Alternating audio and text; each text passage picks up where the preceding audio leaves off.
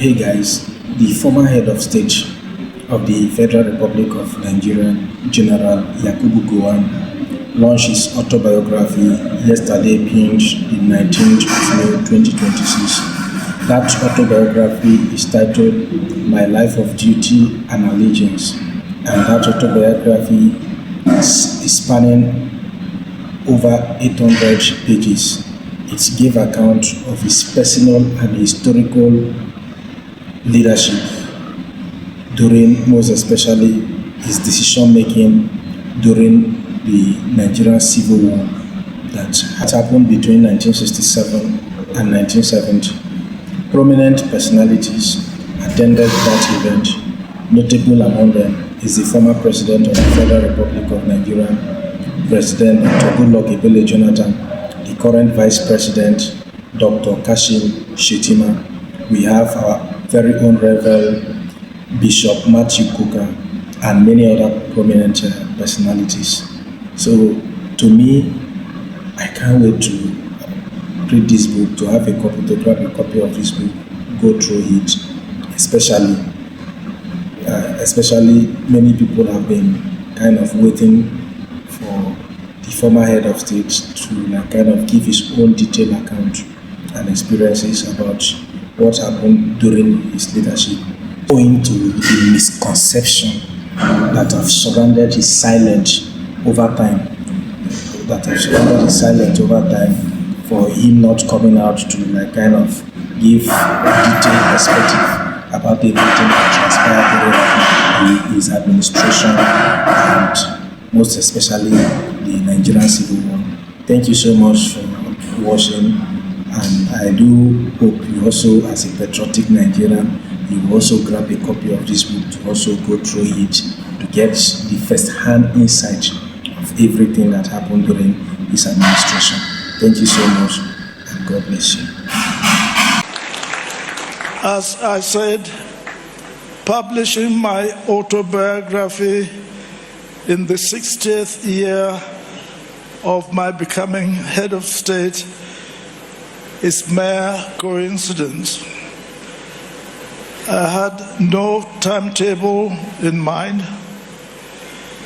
Over several years, several individuals tried their best to persuade me to write to end the growing spate of misinformation and disinformation on me in national conversations. More pressure was mounted when rumors of my death gained ground. Not once, but many times, I think up to 4 times so far. I wonder how many more will be done. As you can attest today, these reports, to paraphrase the writer Mark Twain, were over-exaggerated. When I eventually decided to write, I was clear that I only needed to tell my truth, not join issues with anyone or sit in judgment over what might be considered right or wrong. I chose this path over my former stance to maintain silence, conscious, of the need to preserve institutional memory through a truthful documentation of my experience. Speaking out also became necessary because my story and that of Nigeria were too intertwined. So I needed to mind the gap and avoid feeding negative narratives that could reopen old wounds.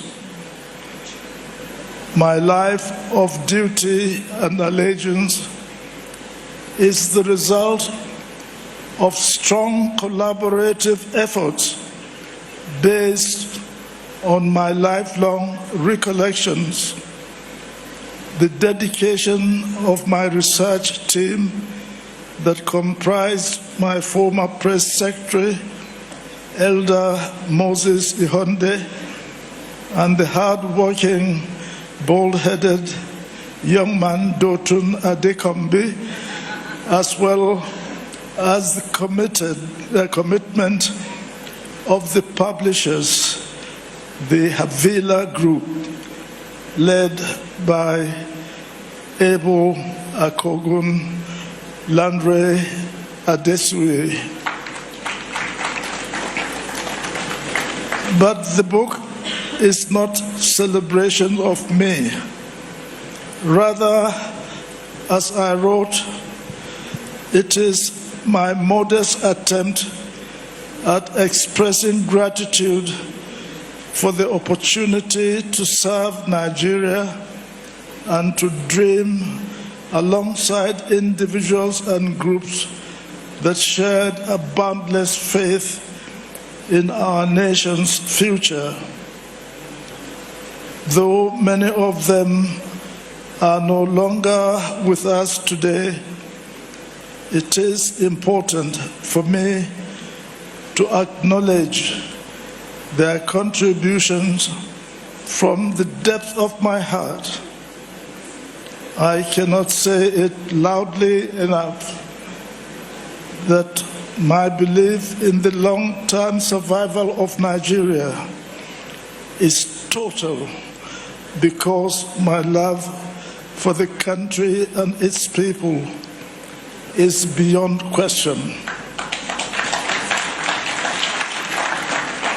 Let me remember all those dedicated public servants, whether home or external affairs.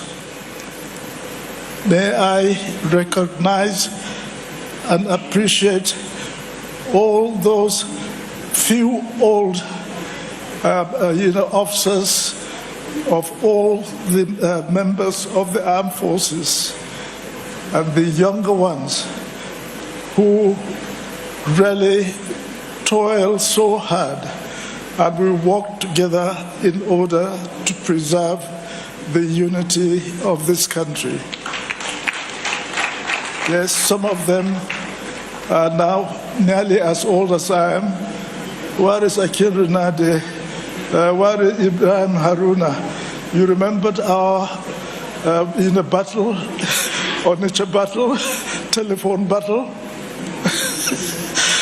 Honestly, and I remember also all the, our natural rulers throughout the country. Honestly, the way they helped me with prayers and support, and to get their people, to support what we're trying to do. Well, I think we have this the Sultan of Sokoto. Is it the grandson, or are you a son? Yeah. Of Sir Abubakar III, the Sultan of Sokoto. I can assure you, he had a very big effort to make sure that he really ensured there is peace. There is peace in the country, especially with the death, of his cousin, the Sultan of Sokoto. And I know the way he came to Lagos on a number of occasions in order to sue for peace so that Nigeria can continue. I remember that very dearly. Yes, honestly, I'm proud of all those who served with me at that time from 1966 to 1975, of all ages, and all the Nigerians also that really gave me the support. It is Nigerians that told me, when I read in the pages of newspaper, that "Do you know the meaning of Gowon?" I said, "Meaning of Gowon? Well, I know the meaning of Gowon, but what is it?" So I read from that newspaper. I don't know whether it was Herald in a newspaper, but when I read or Observer, when I read that paper and I saw that it says, "Oh, the meaning of Gowon is go on with one Nigeria," I was surprised. I said, "Oh, so that is that I should go on with one Nigeria." So it gave me it gave me further courage to make sure that, yes, that is what I will do. And I will ask all Nigerians to help me do that. And I can assure you, all Nigerians, that is all part of the country, rallied round. And this is where I want to remember one young man, Ukpabi Asika, a university lecturer. When I was looking for somebody that will now help me to look after the East, at that time. So I asked Obasanjo to please, contact some of the senior lecturers at the University of Ibadan, to find me somebody that I think is brave enough, to be able to accept to be either the governor or administrator in the East. And this is where, he did his best. I think he contacted Professor Ajayi and I think a number of others, at the University of Ibadan, and they got one young man called Ukpabi Asika. And when he came to see me, I said to him, "This is a task that I will not, if you are my brother, I will advise you not to take this, this suggestion." But from all that I heard from that young man, well, he was probably about the same age. What I heard of him, I was convinced that he has the courage, he has a belief and love for Nigeria, and certainly does not want the East to break away from Nigeria. And he accepted. And I can assure you, for what he did to look after the Eastern region at that time, for what he did, I was really very touched. And for that reason, we cannot afford to do anything that is going to harm or hurt, or leave a bad impression, from the East. I understand that his son, Asika, I think, are you here? If you are here, you better stand up so that I can see you, because I haven't seen you for many years. Oh, what? There you are. Thank you. Nice to see you. Now, today, Nigeria has again launched another cycle of preparation towards the general election in 2027. It goes without saying that we all must rise to contain the desperation frequently accepted by the political class who engage in what they love to call do or die politicking, and their inability to conduct free, fair, and transparent elections. Even in matters as minor as intra-party elections, which has continued to plague our nation from colonial times. We must not give room to the naysayers who see no good in our nation and would rather label it as a failed nation. Each time I reflect on my service to my country, I become further persuaded that Nigeria can get better and achieve her potentials as the giant of Africa. On my watch as head of state, the country did not fall, and I am confident that the nation, despite all its challenges, still will not fall. But I'm worried that Nigerians never seem to get tired of presenting difficult solutions to simple problems, which they further complicate with more complex and ambiguous solutions that invariably generate tensions in the country.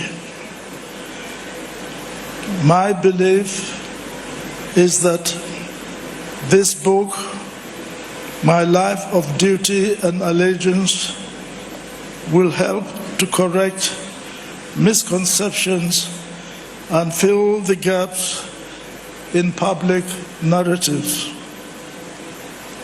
For the proverbial ordinary man and those who currently shoulder the burden of leadership, I hope my story will show that public service is never a call to vain glory, but an aspiration of guardianship by those who would lead with conscience and conviction.